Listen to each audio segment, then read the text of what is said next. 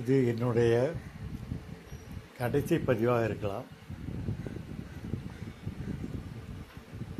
முழு நோயாளி, முக்கால் நோயாளி தவறுகளாக இருந்து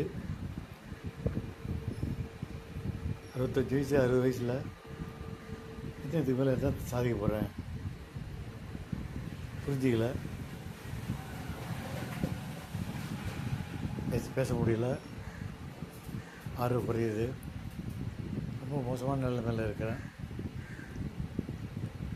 படுத்த படுக்க தான் இன்றைக்கி தான் கிணத்து வந்தாச்சு.